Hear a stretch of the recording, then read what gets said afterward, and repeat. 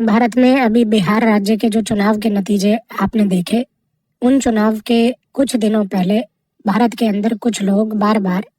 जेन जी को लेकर जेन जी की बातें करके एक माहौल ऐसा क्रिएट करने की कोशिश कर रहे थे कि जिससे ऐसा लग रहा था कि अगर मान लीजिए कि नतीजे उनके अनुकूल नहीं आते हैं तो शायद बिहार में या बिहार के साथ साथ किसी अन्य राज्यों में भारत के या किसी भी अन्य स्थान में जेन जी के प्रोटेस्ट देखने को मिल सकते हैं। अब कंसिडरिंग कि जेन जी के प्रोटेस्ट आज विश्व में एक नया कॉन्सेप्ट उभर कर आ चुका है, ऐसा नहीं है कि जो भारत की इंटेलिजेंस एजेंसीज हैं कि उन्होंने इन प्रोटेस्ट्स को नहीं पढ़ा है। विश्व में जितनी जगह पर, खास करके नेपाल हो, बांग्लादेश हो, जितने भी ये स्थानों में जहां पर भी ये जेन जी प्रोटेस्ट हुए हैं, इन प्रोटेस्ट्स को एनालाइज करके जो भारत की इंटेलिजेंस संस्थाएं हैं उन्होंने एक बेसिक फ्रेमवर्क आइडेंटिफाई करके रख लिया है। यहाँ पर ये बेसिक फ्रेमवर्क आइडेंटिफाई करने से कम इस चीज की क्लैरिटी मिल जाती है कि यदि अगर भारत में किसी भी पर्टिकुलर एक्टर ने जेन जी प्रोटेस्ट को मैन्युफैक्चर करने की यदि कोशिश करी तो उसके तहत जो कदम उठाए जाएंगे वो कुछ कॉमन ही होंगे। और आज जिस प्रकार से कुछ लोग बार बार इस चीज की चर्चा कर रहे थे कि भारत में भी जेन जी के प्रोटेस्ट होंगे, सड़कों पर लोग उतर आएंगे, ये अगर हम टूल किट को समझे तो आज आप इस वीडियो के बाद एक चीज की क्लैरिटी रख लेंगे कि जो चीजें मैं आपको बताने जा रहा हूँ, यदि अगर आपके सामने सोसाइटी में इस प्रकार की कोई चीज अनफोल्ड होते हुए दिखती है तो आप समझेंगे ये एक प्री प्लान्ड साजिश थी। सबसे पहली बात, किसी भी प्रकार के आज जो जेन जी प्रोटेस्ट भारत में या किसी अन्य देश में भी जो खास करके हुए, यदि अगर वो रेप्लिकेट यहाँ किए जाते हैं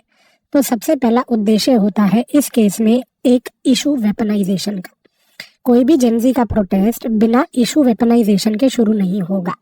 इशू वेपनाइजेशन का मतलब ये होता है, इंटेलिजेंस की जो लैंग्वेज में ये शब्द का प्रयोग किया जाता है, कि आप एक इमोशनल इवेंट को पकड़ के उसको सोसाइटी में एक ट्रिगर बनाइए। ट्रिगर इस तरीके से बनाइए कि उस पर्टिकुलर इवेंट के तहत सोसाइटी में लोग इसी इवेंट को लेकर मोबिलाइज और एकजुट होने लग जाए। आज अगर यहाँ पर जेन जी के प्रोटेस्ट को मैन्युफैक्चर करना है तो उसमें चुनावी नतीजे, चुनावी हार को इस प्रकार का एक कैटलिस्ट बनाकर यहाँ पर इस इशू को वेपनाइज करके पहली बात खेल शुरू किया जा सकता है। इस खेल को शुरू करने के लिए चुनावी नतीजों को एक इनजस्टिस के नैरेटिव में फिट करना है। इनजस्टिस का नैरेटिव का मतलब ये है कि यहाँ पर हारी हुई सत्ता ये क्लेम करे कि हमारे साथ अन्याय हुआ है, न्याय नहीं हुआ क्योंकि जनता ने हमें नहीं चुना,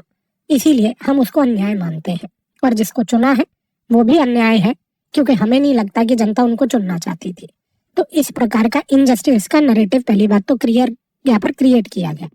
जब ये होगा तो इसके सेकंड स्टेप पर एक मास लेवल पर नैरेटिव क्रिएट करें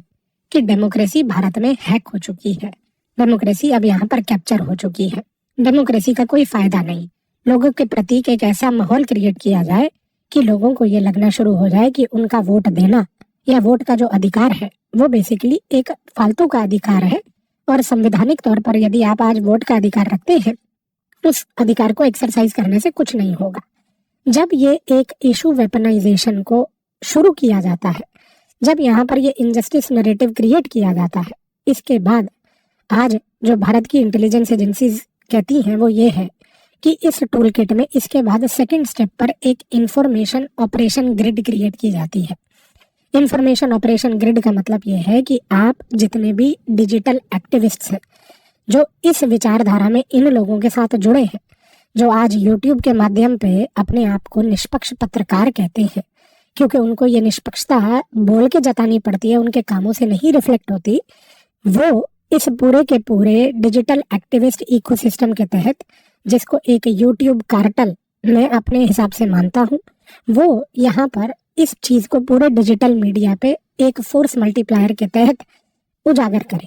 इससे क्या होगा कि जो नैरेटिव इशू वेपनाइजेशन के तहत हमने पकड़ा,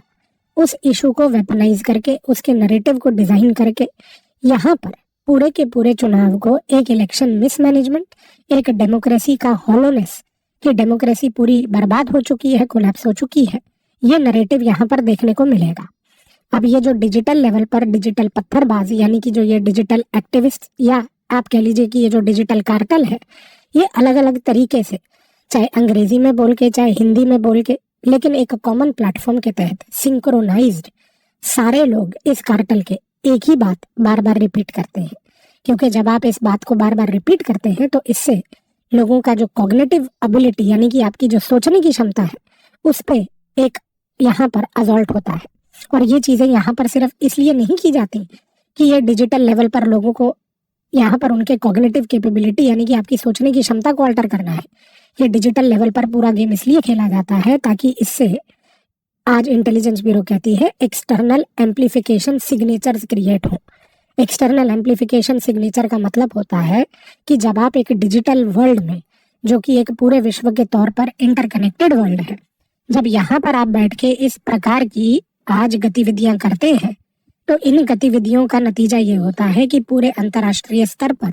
ये नैरेटिव को और इस झूठ को फैलाया जाता है कि देखिए भारत में क्योंकि हमारे अनुकूल सत्ता नहीं आई तो इस कॉन्टेक्स्ट में भारत के अंदर जो भी सत्ता है वो इलेजिटिमेट है। तो यहाँ पर ये जो सो कॉल्ड फेक डेमोक्रेसी होने का जो एक ड्रामा ये लोग करते हैं कि डेमोक्रेसी यहाँ पर फेक है क्योंकि आप अगर वोट देंगे तो आपके वोट का कोई महत्व नहीं,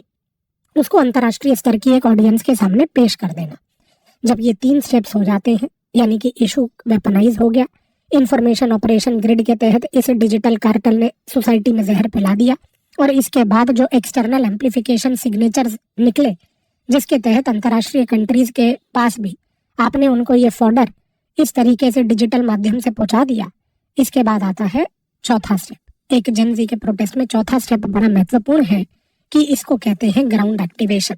ग्राउंड एक्टिवेशन के लिए आपको सबसे पहले लोगों को अब सड़कों पर उतारना है।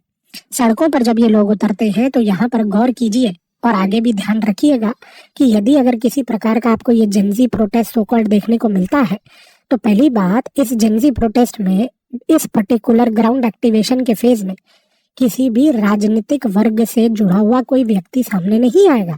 क्योंकि इस ग्राउंड एक्टिवेशन का सबसे बड़ा फीचर है कि यहाँ पर एक प्रॉक्सी लीडर होगा। ये प्रॉक्सी लीडर जो होगा, सबसे पहली बात, एक नहीं होगा, हर स्थान में, हर ब्लॉक में, हर सेक्टर में अलग होगा।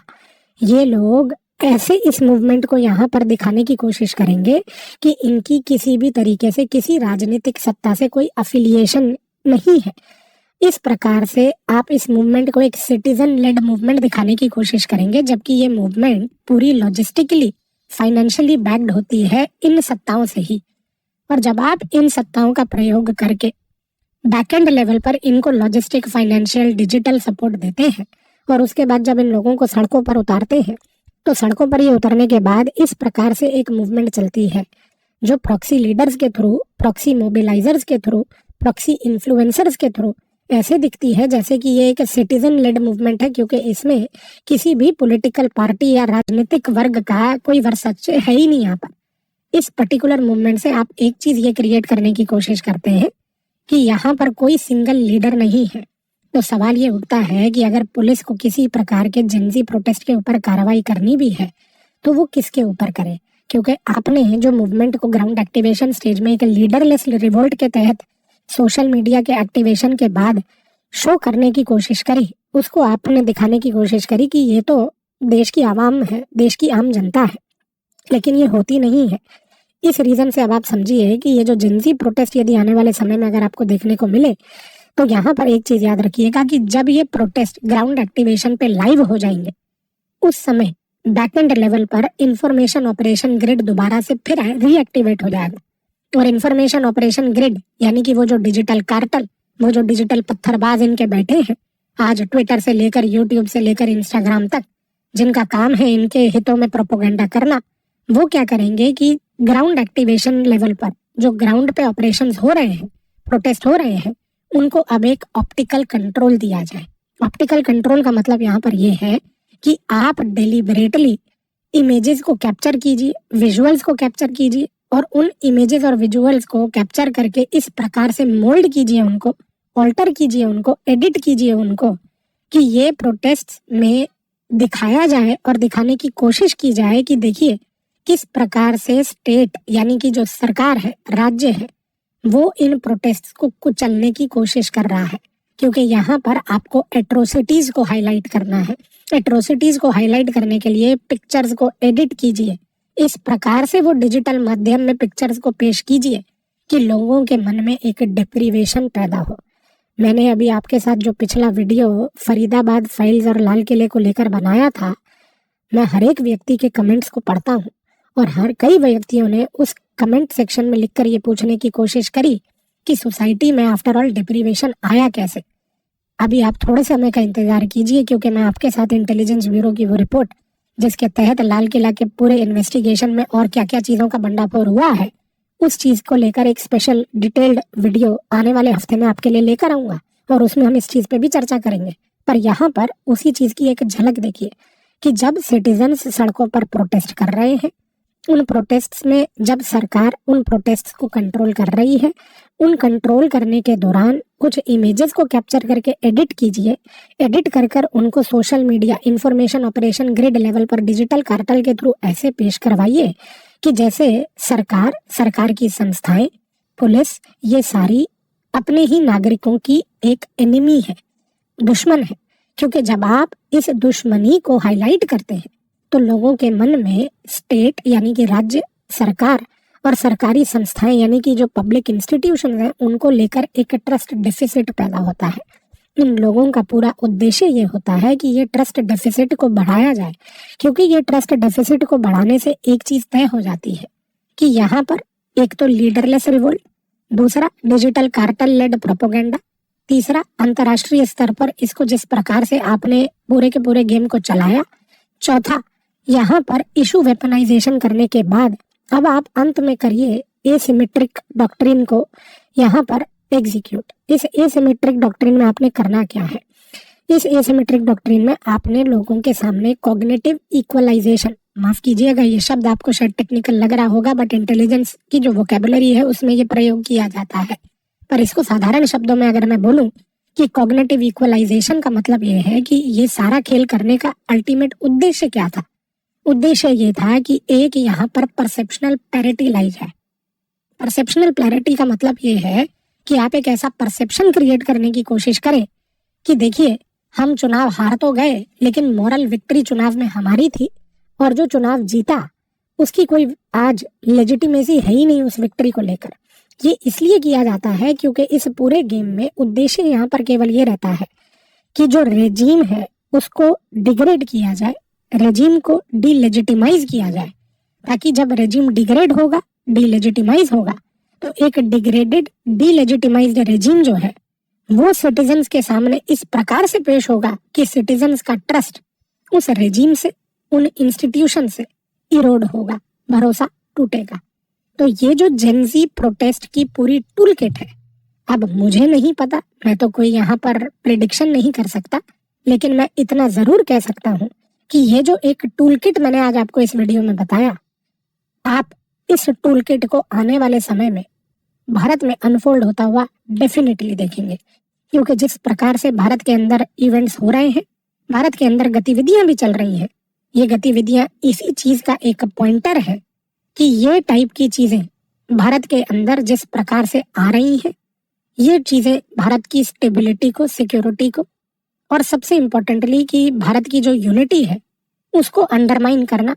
एक नया सिक्योरिटी सोवरेन थ्रेट भारत के लिए आज की डेट में बन चुका है।